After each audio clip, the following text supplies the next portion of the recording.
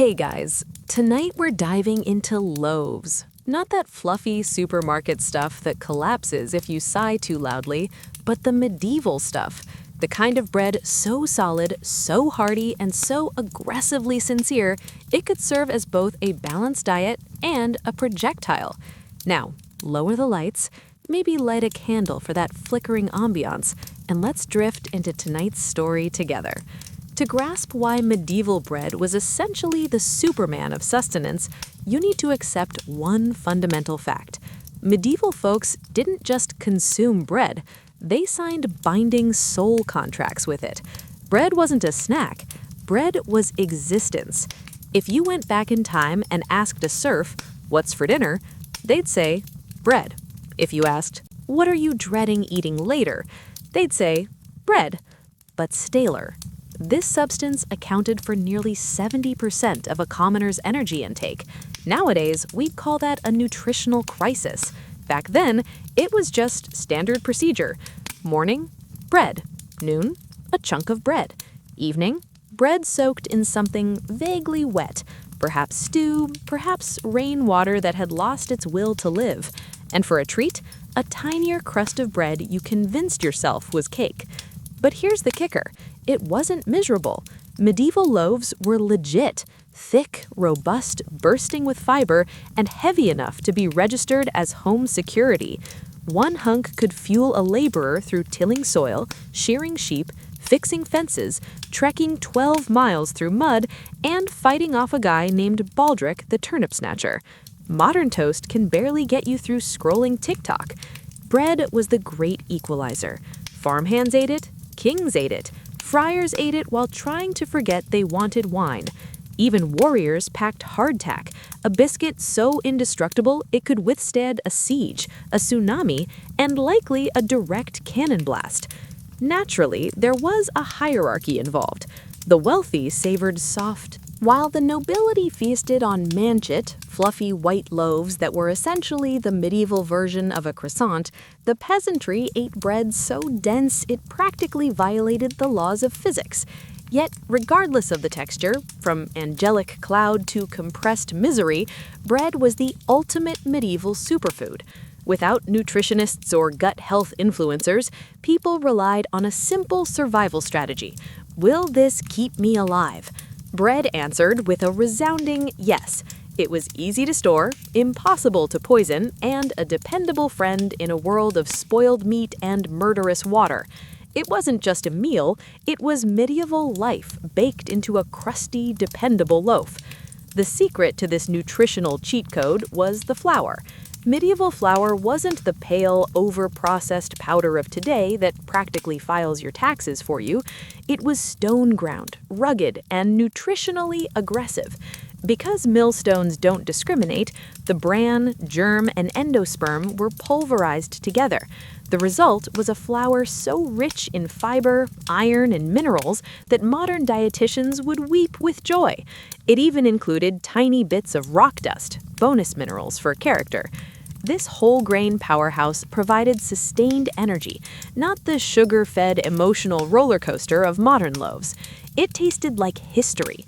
Modern flour, by comparison, tastes like disappointment. Then there is the wheat itself. Modern wheat has been bred and coached like an Olympic athlete to grow fast and fluffy, leaving our guts wondering, who is this stranger inside me? Medieval grains like einkorn, spelt, and emmer were the MVPs, ancient, calm, and respectful. They had lower gluten and higher nutrients, acting like the steady friend who never brings emotional chaos to the party. While modern wheat collapses if the weather isn't perfect, medieval grain grew in unforgiving soil with a literal backbone. It produced edible bricks of strength that told your body, "You're welcome," leaving peasants ready to wrestle goats while modern bread just leaves us tired. Finally, the magic was in the patience. Medieval people didn't choose sourdough for the aesthetic, they chose it because instant yeast didn't exist. Their bread was a microscopic party of wild yeast and lactic acid bacteria, the original probiotics. While modern bread is speed run in 45 minutes, medieval dough enjoyed a 20-hour spa retreat of slow fermentation. This process did the digestive heavy lifting, breaking down gluten and neutralizing anti-nutrients before the bread even hit the tongue. Medieval bread was a slow, thoughtful, handwritten letter. Modern bread is a rushed text message with autocorrect turned on. Convenient, widely available, and deeply questionable. Emulsifiers, conditioners, bleaches, and sweeteners all work together like a corporate board meeting inside your loaf. Today's bread isn't baked, it's manufactured. It has the vibe of a food item that legally qualifies as bread, but spiritually identifies as packing foam. Consider shelf life. Medieval bread went stale in days because it was real. Modern bread can sit untouched for a month without changing shape. That's not bread, that's a science experiment. If a medieval peasant saw sliced bread looking suspiciously youthful on your counter, they'd assume dark sorcery. Even the flour is too modern. Highly refined white flour is stripped of personality and relevance, then fortified with synthetic vitamins, like a thief stealing your wallet and handing you a coupon as an apology. And the hidden sugar makes it weirdly sweet, as if the baker panicked halfway through. Modern bread fills your stomach, but medieval bread fueled your existence with exactly 3 ingredients: flour, water, and salt. End of list. Compare that to a supermarket loaf with a paragraph of mysterious substances that would make a monk clutch his rosary. You get ingredients like azidocarbonamide, which is also used in yoga mats. There is a non-zero chance your bread and your gym floor share an ingredient. These additives are there to make dough an obedient pet, don't mold, don't sag, and stay fluffy. And then we're surprised when our digestive systems quit. Medieval dough rose naturally and went stale like a respectable food should. There is something suspicious about a loaf that refuses to age. Furthermore, modern flour is chemically bleached because apparently we lost the ability to eat beige food. Medieval bakers would stare at modern white bread the way you stare at a cat in a sweater, confused, disturbed, and unsure who allowed this. One nourished populations, the other tries to contain as little real bread as legally possible. Modern bread hits your blood sugar so fast your pancreas has to file a complaint, leading to a glycemic roller coaster. Medieval bread was the responsible adult in practical shoes. Thanks to stone-ground fiber and long fermentation, energy was released gradually. A peasant didn't get a sugar rush or get hangry at 11. They had stable energy for hauling firewood that would send modern office workers directly to HR. The bran and germ acted as natural speed bumps for digestion. Modern bread, however, comes at you like a battering ram, turning breakfast into a sprint followed by a slump and regret. Medieval peasants didn't have influencers shouting through ring lights. They just knew their bread supported their metabolism, while modern bread tries to hijack it. In the battle of glucose control, the medieval loaf remains undefeated. The funniest part is that medieval people had no idea why it worked. They didn't know about microbiomes, they just had wild fermentation. Every starter was a tiny civilization of bacteria, alive and chaotic.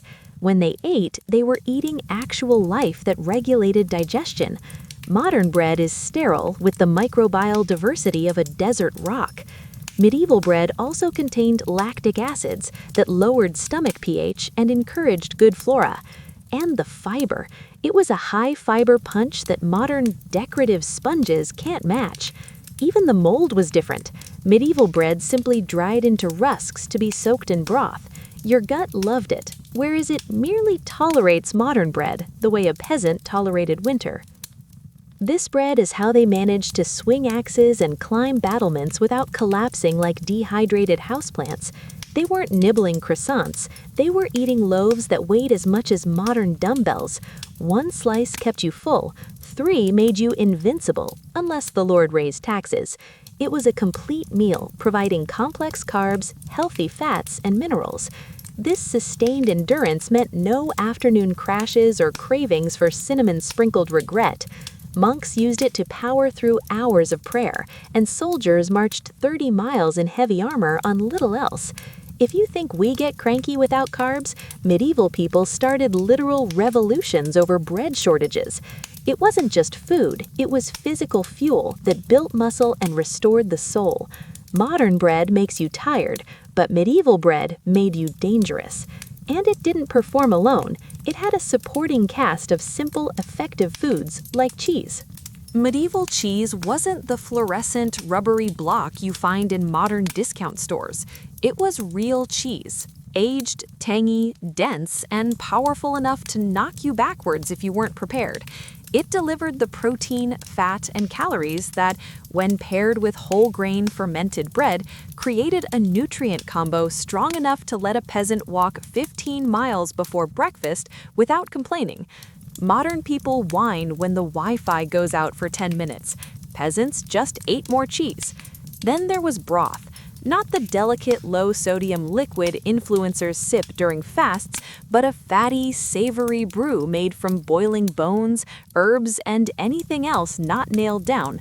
Bread dipped into this broth became a warm, nutritious porridge that revived spirits without the existential guilt. Beans were another partner, forming a nutritional duo so successful that entire populations thrived on them. Imagine telling a peasant that modern humans voluntarily avoid carbs and legumes. They would assume you were cursed.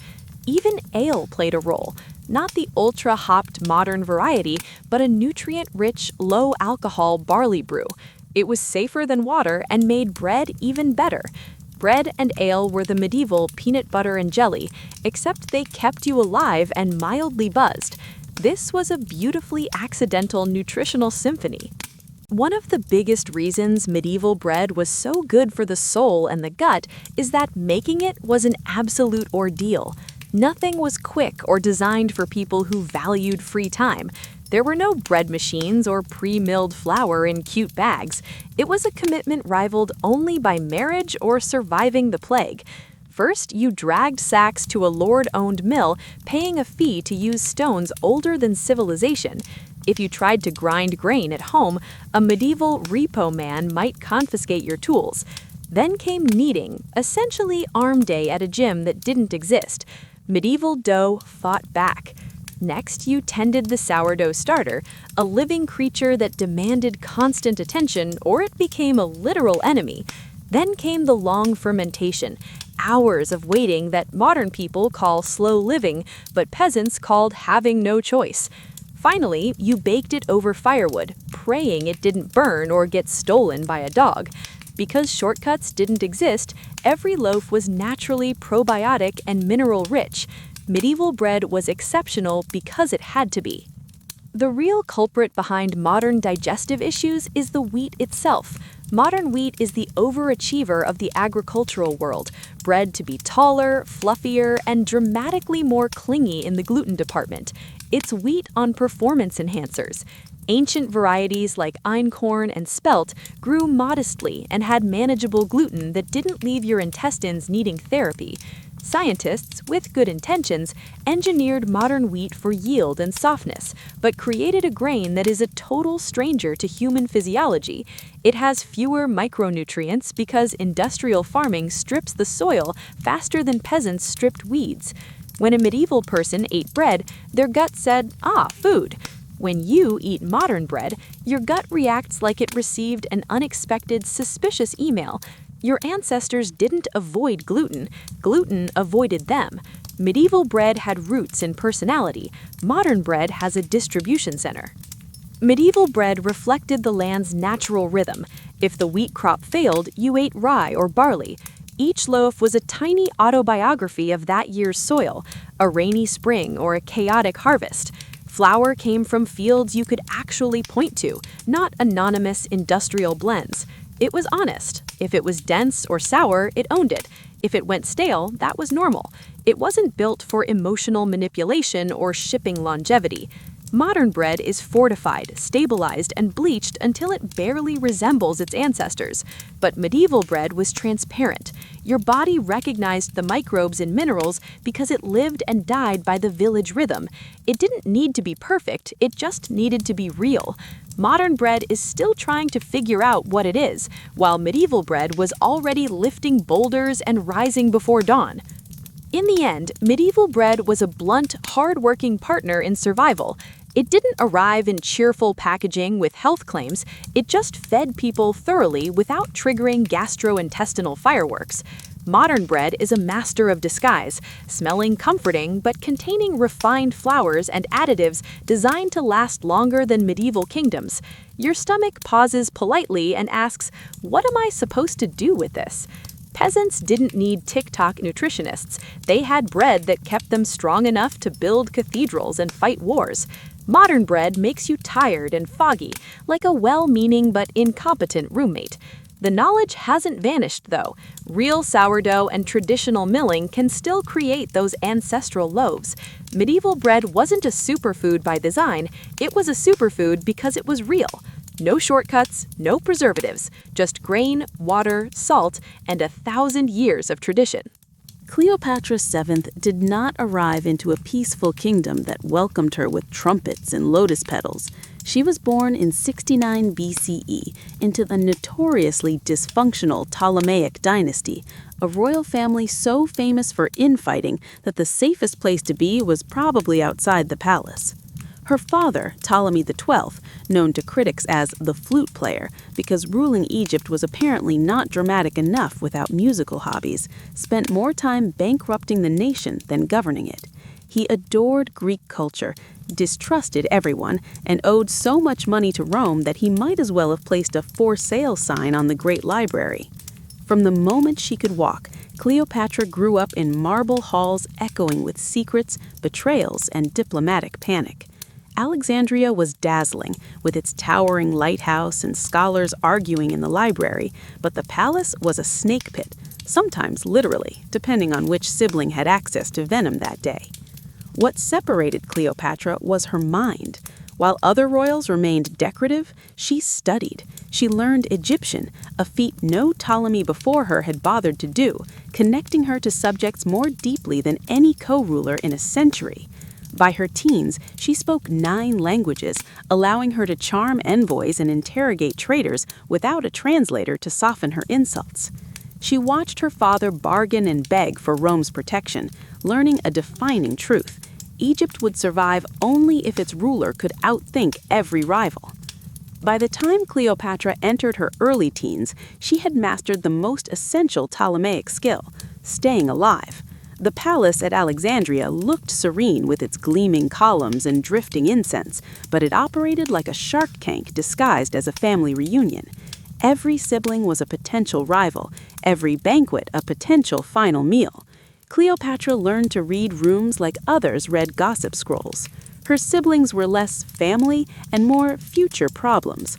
The Ptolemies had a proud tradition of sibling rivalry, usually ending with daggers or someone mysteriously drowning in the Nile after a relaxing boat ride. She adapted, learning when to speak and which eunuchs carried the best information.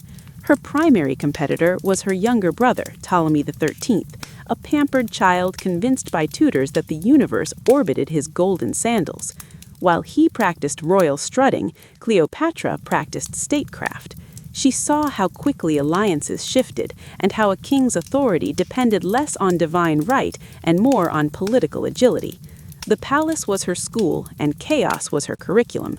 By 14, she wasn't just a daughter, she was a contestant in a dangerous game where the prize was Egypt and the penalty for losing was annihilation.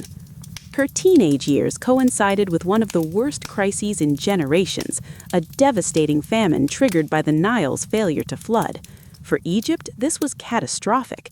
Grain fields shriveled and food prices soared so high that aristocrats hoarded like anxious squirrels. For a princess in her mid-teens, this was political training. She watched order dissolve as crowds demanded grain and merchants were accused of price gouging. While Ptolemy XII panicked and sent desperate messages to Rome, Cleopatra studied the mechanics of survival. grain reserves, trade routes, and bread distribution. She learned which regions were buckling and which could still import food. This disaster taught her that a ruler could not rely on divine titles. They had to act and outmaneuver the chaos. She witnessed riots and understood the razor-thin line separating loyalty from revolt. These lessons became the foundation of her future rule. Long before she met Julius Caesar, Cleopatra learned that a queen survives not through beauty, but by confronting catastrophe with intelligence and unshakable control. By her mid-teens, one truth was obvious: Egypt was no longer master of its fate. Rome hovered over the kingdom like a vulture waiting for something to die. Ptolemy XII had secured his throne by bribing Roman senators with a treasury worth of gold, but Rome never did favors out of kindness. Every coin became a chain. Roman tax collectors and arrogant envoys roamed the palace as if they owned it. Cleopatra watched carefully, memorizing which Roman families held influence and which generals commanded loyalty. Unlike her father, she understood that Roman power was something to be negotiated, not begged for. She realized survival meant speaking Rome's language and outsmarting them without appearing to defy them. While other royals feared Rome as a monstrous giant, she viewed it as a puzzle with moving pieces and weaponizable egos. She understood that independent Egypt needed a ruler with a sharper mind than any senator. These observations planted the seeds for her future legendary partnerships, learning how Rome could be guided by a ruler cunning enough to lead the way. When Cleopatra was still a teenager, her world imploded. Her father managed to anger everyone simultaneously: nobles, the populace, and even the priests. Egypt rebelled, and Ptolemy XII fled to Rome to beg for help. Cleopatra suddenly found her dynasty teetering like a drunk acrobat on a tightrope. Her older sister, Berenice IV, seized power and reigned with the subtlety of someone wanting to cause maximum chaos. For Cleopatra, this was a masterclass in what not to do. She observed how quickly the people embraced any ruler promising stability and how foreign envoys reacted to coups. While teenagers usually learn simple life lessons, Cleopatra learned how to survive the evaporation of a dynasty. She lived suspended between hope and fear, realizing that royalty was not a protection, but a target. If she ever reached the throne, she would need Roman support and Egyptian loyalty to outplay both sides. She stepped out of this family storm not weakened, but sharpened, ready for the throne that fate was already steering towards her. When she was about 16, the tide shifted. Ptolemy XII convinced Rome to restore him, essentially by bribing Caesar and Pompey enough gold to make the Senate shrug. Rome sent troops, Berenice IV was executed, and the flute player returned victorious but shaking. Cleopatra watched this restoration and learned that Rome acted only for profit. She saw her sister's name erased from inscriptions and realized how fragile legitimacy was. However, her father now needed someone clever and trustworthy to handle the crushing debts. Cleopatra became that person. She began attending councils, handling petitions, and evaluating legal disputes. This was not ceremonial, it was training for rulership. Alexandria's court noticed the princess who asked sharper questions than men twice her age. Roman observers noted her intelligence long before her beauty. The restoration was humiliating for Egypt, but for Cleopatra, it marked her ascent into the machinery of power.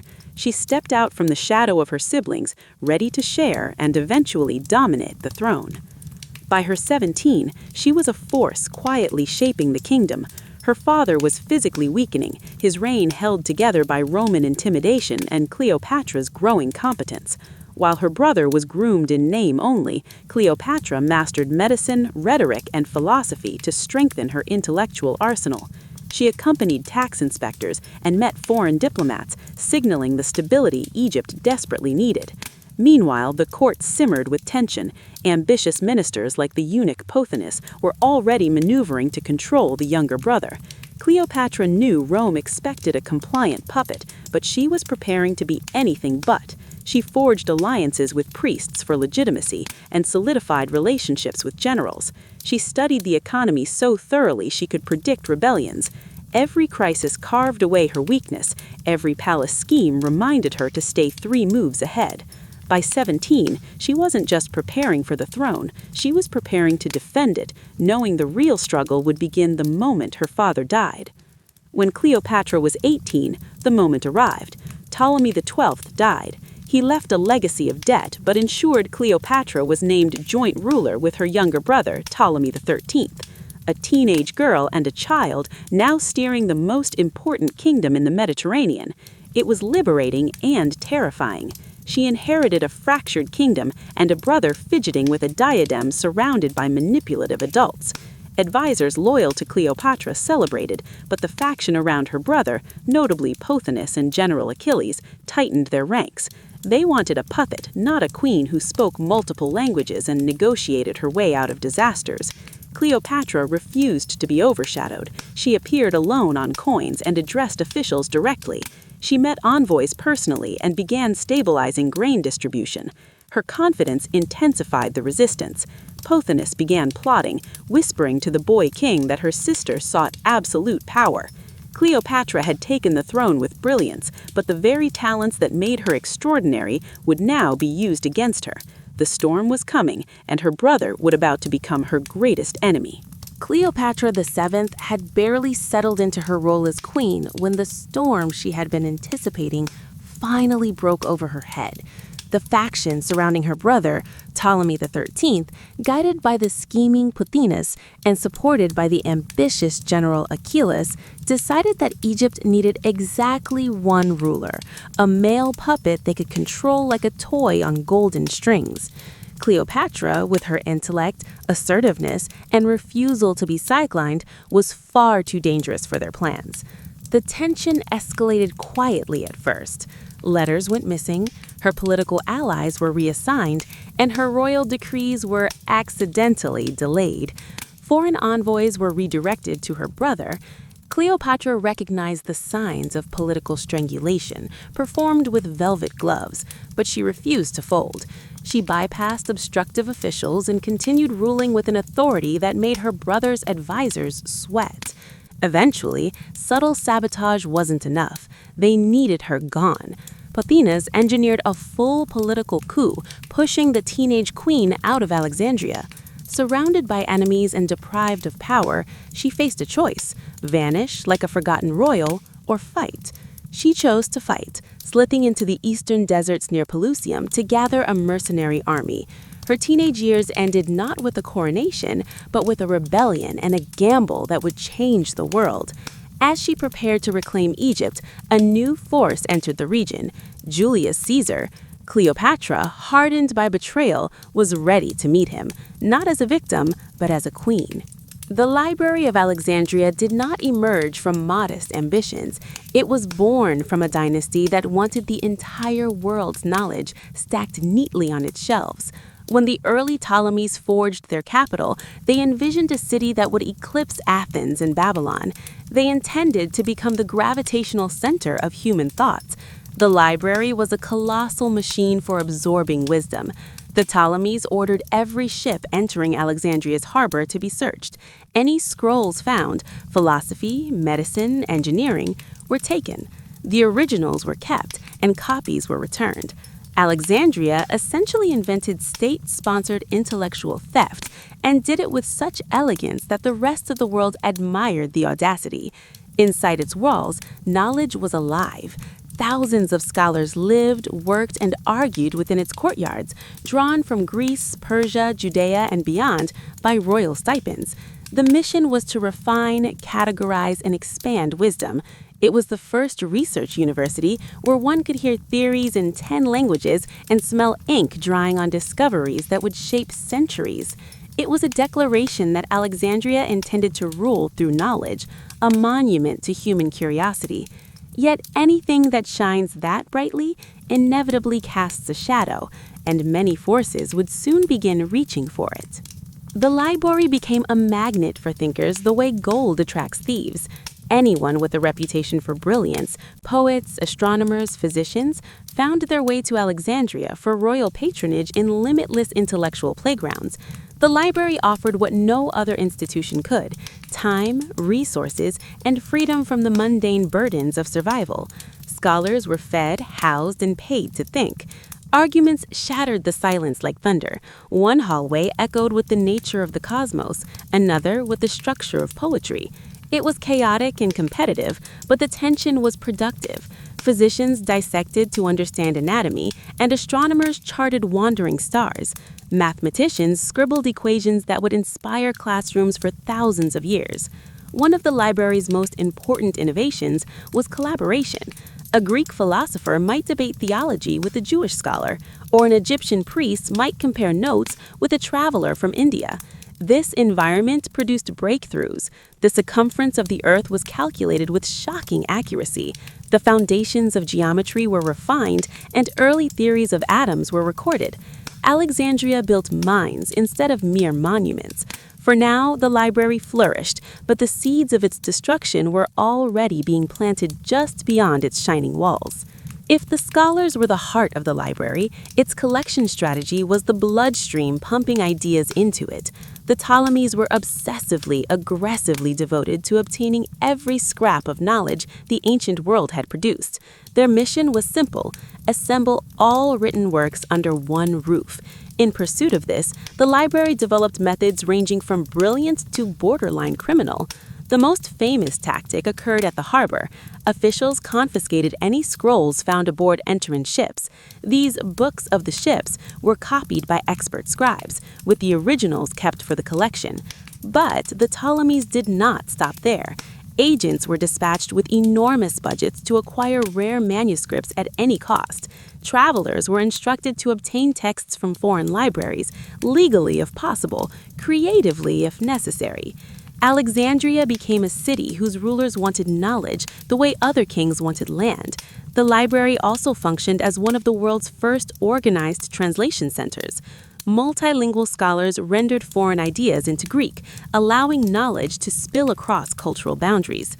By the time Cleopatra took the throne, the library was not just a collection of scrolls. It was the intellectual engine of an empire, a treasure more valuable than all the gold in the palace. Philosophy from India, stories from the Middle East, histories from Persia, and local Egyptian wisdom all found their place on the shelves.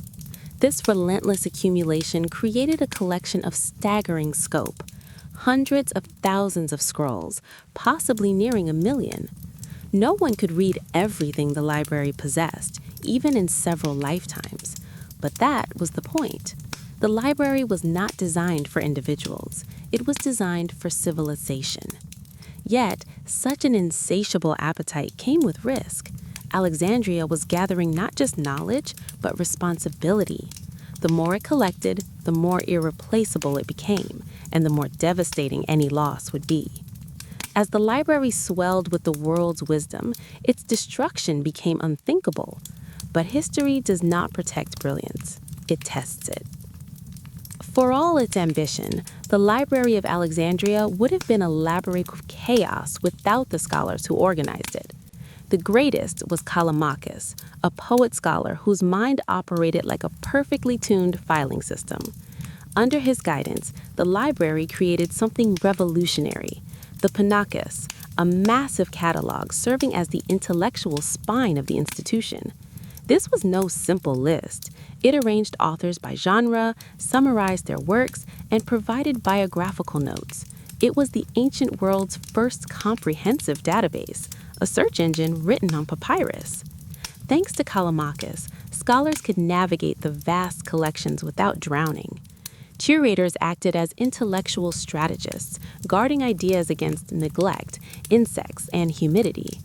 Inside, mathematical texts were grouped for comparison, and philosophical schools like the Stoics and Aristotelians had designated areas.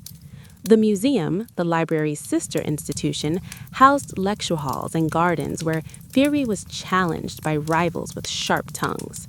This environment produced giants. Eratosthenes calculated the Earth's circumference with shocking accuracy. Herophilus made anatomical discoveries, and Aristarchus proposed a heliocentric universe long before Copernicus. The library was not just cataloging knowledge, it was generating it. Scholars ate together to encourage discussion, refusing to let an idea rest until it had been pulled apart and rebuilt. With such order and passion, the library became a brain, thinking on behalf of humanity. But brilliance this concentrated was precarious. Political forces beyond the library's control were stirring, and soon history would come knocking.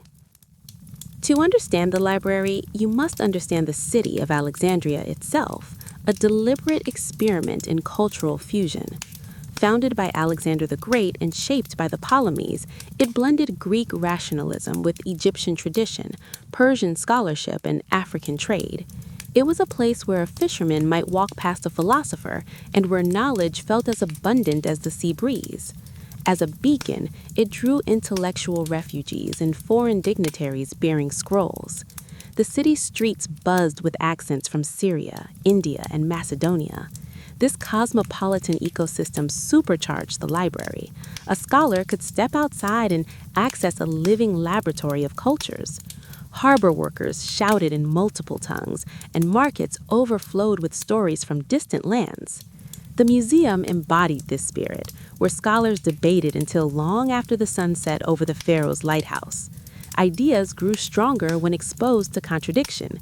A Greek mathematician might refine a theorem using Egyptian surveying techniques, while a Jewish scholar compared scripture with Babylonian histories. This intellectual melting pot made Alexandria feel invincible, as if brilliance could protect it from brutality.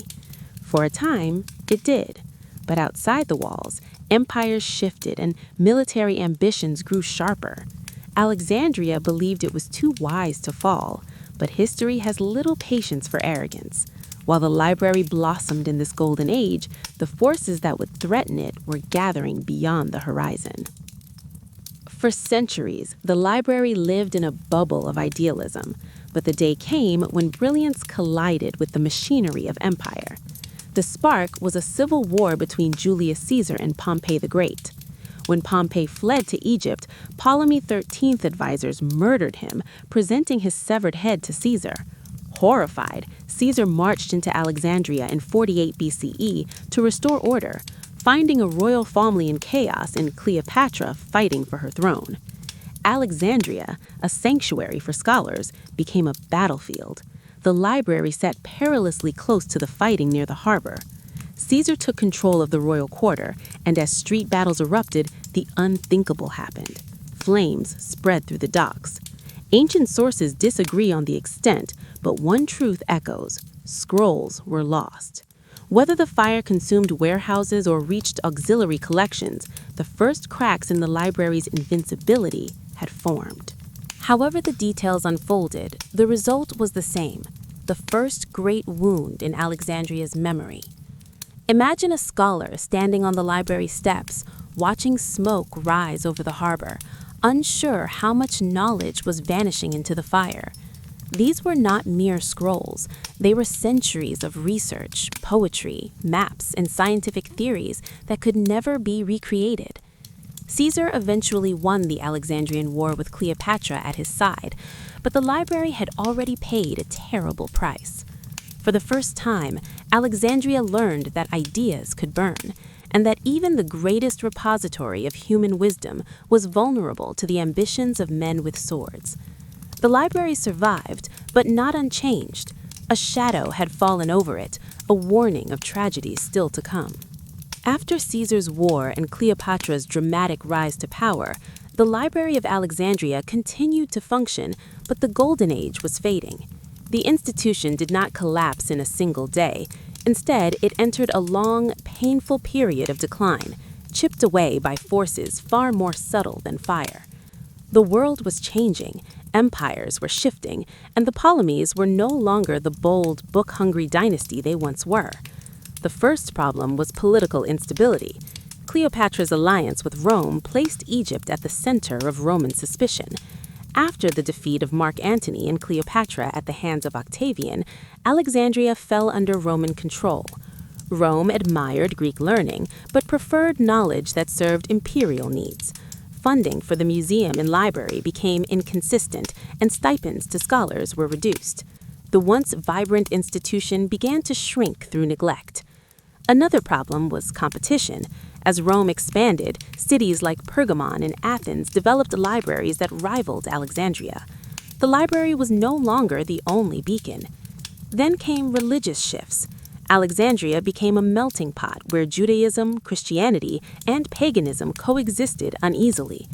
Intellectual debate morphed into doctrinal conflict, and the library became entangled in disputes it wasn't designed to handle. Diversity of thought became suspect if it contradicted new theologies. Economic pressures and earthquakes further strained the city. Papyrus decayed, and scrolls went unrepaired. Yet individuals still worked to preserve what they could. The tragedy of Alexandria was not that it fell, but that it faded, slowly worn down by centuries of changing tides. By the time the Roman Empire tightened its grip on Egypt, the library was weakened, but not yet destroyed. What followed was a series of blows delivered over centuries. One of its earliest major wounds likely came during Emperor Aurelian's campaign in the 3rd century CE. Fighting to reclaim Alexandria from Queen Zenobia's forces, his troops tore through the Bruttian district where the library once stood. Scrolls do not fare well against battering rams. Even after that, the city retained smaller libraries, including the Serapeum, a temple complex that became the final refuge for Alexandria's intellectual heritage. It carried the original library's spirit until the ideological landscape shifted again. In 391 CE, under Emperor Theodosius, pagan temples were outlawed. The Serapeum, being both temple and library, became a target. Accounts differ on the details, but the Serapeum was destroyed, its scrolls lost or scattered. With it vanished the last physical remnant of the library.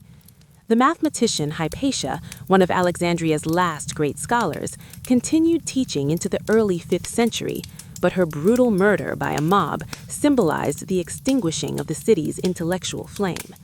After her death, Alexandria never again served as the world's academic capital. Centuries of fire, war, extremism, and neglect had erased the library piece by piece until silence replaced the beating heart of human knowledge. When the halls finally fell silent, the world did not immediately understand what it had lost. The library had been a memory machine for civilization, and when it disappeared, entire chapters of human knowledge vanished with it. We will never know the full extent of what burned. When you lose an archive, you lose the list of what you lost. Historians guess at the missing plays of Sophocles, scientific treatises from Babylon that could have advanced astronomy centuries earlier, and medical knowledge based on dissections later forbidden. The library stored possibilities. But the story is not entirely bleak. Some fragments escaped. Works translated in Alexandria found new life in the Islamic Golden Age, preserved in libraries from Baghdad to Cordoba. Greek philosophy eventually fueled the Renaissance. The idea of a universal repository survived, passed like a torch from civilization to civilization. The myth of the library became a symbol of human potential, of what can be achieved when a society values curiosity above conquest. The library story has inspired archaeologists, writers, and dreamers to imagine a world where knowledge flows freely across borders. Yet its destruction remains a warning. Knowledge is fragile. Ideas require protection. Libraries, though built of stone, can die as easily as the people who defend them. The fall of Alexandria reminds us that progress is not guaranteed, and that the light of understanding must be guarded in every generation. The greatest treasure humanity ever collected did not survive, but the desire to rebuild it, to gather wisdom, preserve it, and share it endures. In that sense, the Library of Alexandria is not gone, it is still being written. In the medieval world, few diagnoses carried as much fear and despair as leprosy. To most, it was a life sentence, an exile from family and humanity. But the Order of St. Lazarus, the famed leper knights, defied that fate entirely. They were not hidden away, they were gathered, armed, and given a purpose that blended religion with quiet martial courage. Their green cross became a symbol of both suffering and sanctity, marking men who walked with death but did not bow to it. While most lepers lived off charity in isolation, those who joined the order were offered brotherhood. Instead of being defined by decay, they were defined by discipline. Their initiation ritual reflected this. A new brother stood before the altar, acknowledging the illness that had begun to transform him. The priests anointed him not as a cure, but as a blessing for endurance. In the order, they found dignity, purpose, and the freedom of men who had nothing left to fear. For the leper knights, purification was not a symbolic gesture, but a necessity for survival. Their bodies changed unpredictably, and rituals of cleansing served as spiritual and medical discipline. Every morning, they gathered at stone basins for the washing of the affliction. The water, drawn from lime-lined wells and mixed with salt and herbs like rosemary and myrrh, was believed to slow infection. Whether it worked scientifically mattered less than the feeling. The cold sting on numbing limbs reminded them that while their bodies faltered, their spirits remained awake. Before stepping in, each knight vowed, "Let my flesh weaken, but not my resolve." Then came the anointing, where fellow knights rubbed salves into each other's wounds. In touching one another, they destroyed the isolation that plagued outcasts. Once purified, they dressed slowly and gathered in the chapel, their hearts steadied for the day ahead. Every evening, they gathered for the ritual that defined their order, the Vigil of the Green Cross.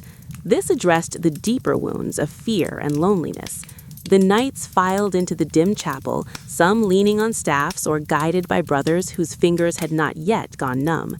At the center stood a simple wooden cross painted green, the color of medicinal herbs and hope. The chaplain's first prayer was a rejection of pity. We do not ask to be restored, but to be steadfast. They did not pray for miracles, they prayed for the strength to resist bitterness. Each knight placed a candle at the foot of the cross, symbolizing a burden surrendered and shared. A low, rhythmic chant filled the chapel like a heartbeat, blending voices roughened by illness into a single, resolved sound. For a moment, the pain and fear faded beneath this unity. Each knight left carrying not a cure, but a sustaining sense of peace. The leper knights lived in a paradox.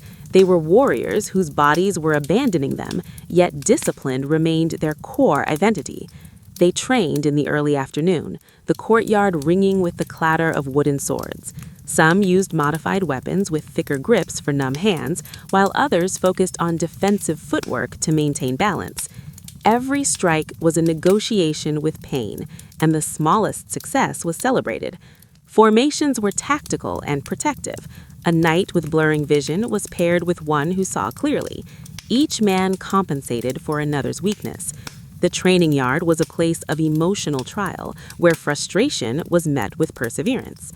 Every swing of the sword reaffirmed their will to live with purpose. They were not warriors because they won battles, but because they continued to fight against despair and the slow fading of the body. Their discipline was an act of pure defiance. In the order, mealtime was a sacred ritual of equality. Many brothers struggled to swallow or lift food, so the refectory became a place of radical closeness. Tables were arranged in a square so no one sat hidden or alone. The chaplain blessed the food, asking that it strengthen what remains unharmed within us. Broths rich with herbs and soft bread dipped in oil were prepared for those with stiff hands, and being served by a brother was considered an honor. In a world that treated lepers as untouchable, they affirmed each other's humanity over every bowl. They spoke of scripture or shared dark humor about their afflictions. Laughter was rare, but cherished. No one left until every man had finished, ensuring illness never isolated a single member. Within these walls, they tasted dignity one spoonful at a time, building a quiet, stubborn resistance against the death the world had marked for them. When darkness settled, a small group remained awake for the order's most solemn responsibility, the night watch. This was not military vigilance, as no enemy stood at the walls. Instead, the night watch guarded something far more fragile, the lives and fears of men whose bodies were betraying them. To keep watch was to honor suffering with presence rather than swords. The watch began shortly after final prayers.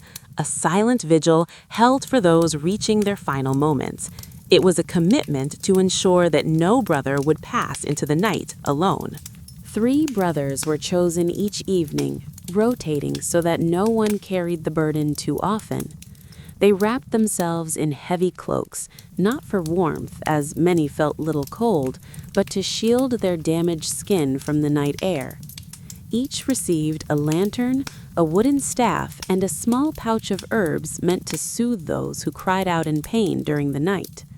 Their rounds took them through long stone corridors lined with simple beds where brothers shifted in fevered dreams.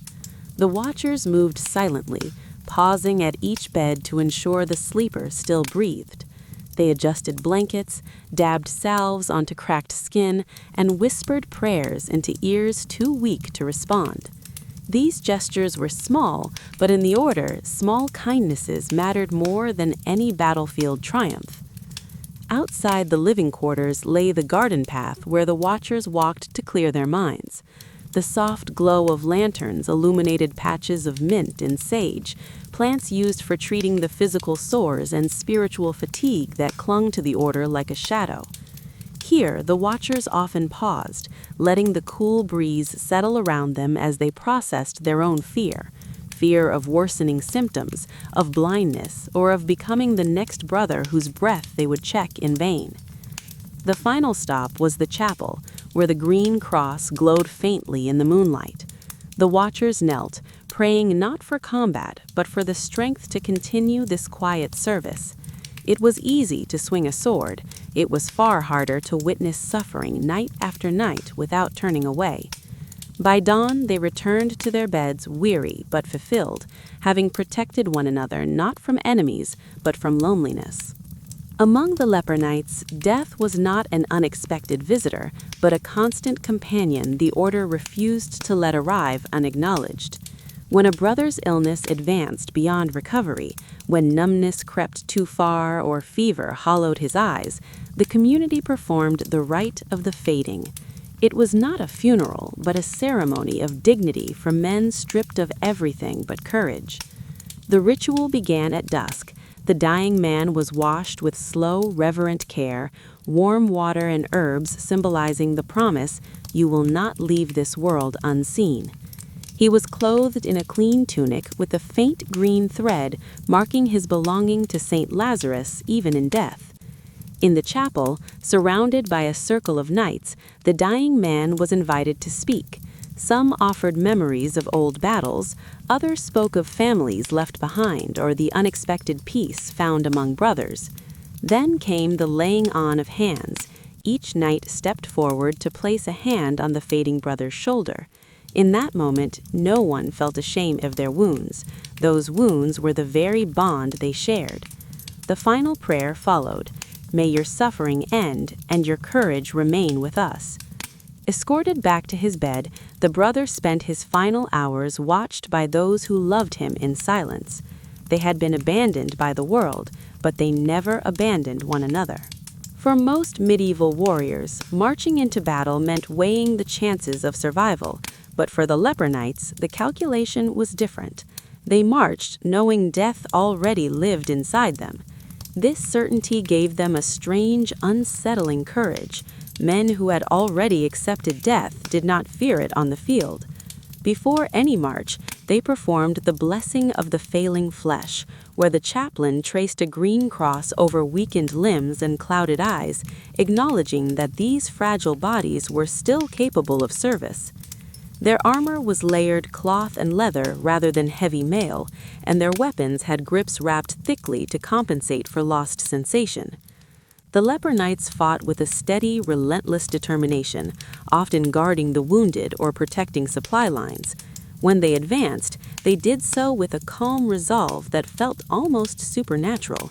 Enemies sometimes hesitated to strike, fearing these death-marked warriors, but the knights rejected both pity and superstition. They fought because it was their oath, and because battle was one of the few moments they could forget their disease entirely. At the end of each march, they prayed not for glory, but for the strength to face whatever remained, another dawn, another struggle, or the quiet arrival of death itself. When the medieval world finally changed and leper hospitals slowly emptied, the Order of St. Lazarus faded gradually, leaving a legacy more spiritual than martial. Their decline began as isolation laws softened and fewer men sought refuge. Yet the rituals they created, the washing, the vigil, the night watch, remained preserved in manuscripts. Physicians recorded their medical insights, recognizing that these knights had learned was their revolutionary attitude. They crafted a culture where the diseased were honored rather than feared. Many later hospitals adopted their practices of communal care and gentle end-of-life rituals, softening hearts in a brutal age. Their military contributions became the stuff of legend. Chroniclers wrote of men with green crosses glowing against pale skin who protected hospitals more fiercely than others protected castles. The Knights of St. Lazarus became a symbol of endurance, eventually evolving into the charitable organizations we recognize today. Though they survive now mostly in stories and faded coats of arms, their quiet bravery continues to resonate.